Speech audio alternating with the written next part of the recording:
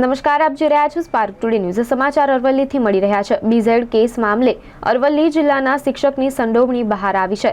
મેઘરજ તાલુકાની શાળાના શિક્ષક વિનોદ પટેલની સીઆઈડી ક્રાઇમે ધરપકડ કરી છે. શિક્ષકની ધરપકડ મામલે જિલ્લા પ્રાથમિક શિક્ષણાધિકારી નયનેશ દવેની પ્રતિક્રિયા સામે આવી છે, જેમાં ધરપકડ મામલે તપાસ કરી આગળની કાર્યવાહી હાથ ધરાશે. અગાઉ શિક્ષક વિનોદ પટેલને કચેરી ખાતે બોલાવી નિવેદન લેવાયું હતું.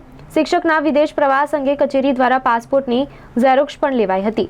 મંજૂરી વગર વિદેશ પ્રવાસે ગયેલા અન્ય 5 શિક્ષકોને નોટિસ આપી ખુલાસા મંગાયા છે. નિયમ પ્રમાણે તમામ શિક્ષકો સામે કાર્યવાહી કરાશે, નયનેશ દવેએ કહ્યું. અરવલ્લી જિલ્લાના મેઘરજ તાલુકાના એક શાળાના શિક્ષક વિનોદભાઈ પટેલની સીઆઈડી ક્રાઇમે ધરપકડ કરી છે એવા પ્રેસ કોન્ફરન્સમાં દ્વારા જાણવા મળ્યું છે.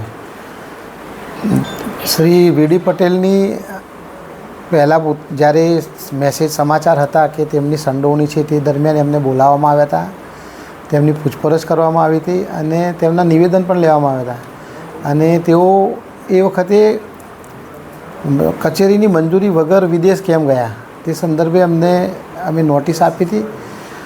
એમનો પાસપોર્ટની ઝેરોક્ષ કોપી પણ અમે મંગાવી છે અને એ દિશામાં તપાસ ચાલુ જ છે. પરંતુ હવે જ્યારે સીઆઈડી ક્રાઇમે આજે જે જાણ્યું, ધરપકડ કરી છે, એ સંદર્ભે તપાસ કરી અને આગળની કાયદેસરની કાર્યવાહી કરવામાં આવશે. સર, આમાંથી કદાચ વધુ શિક્ષકો કોઈ તમે નોટિસ આપી હોય કોઈ?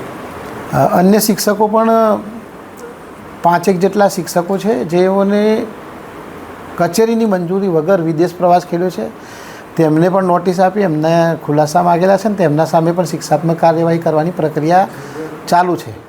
અરવલ્લી જિલ્લામાં સર, જો શિક્ષકોનું રોકાણકારોમાં નામ બહાર આવશે તપાસ દરમિયાન, તેમના સામે કોઈ કાર્યવાહી થશે? નિયમ પ્રમાણે તમામ લોકોની કાર્યવાહી કરવામાં આવશે, તમામ લોકો સામે કાર્યવાહી કરવામાં આવશે.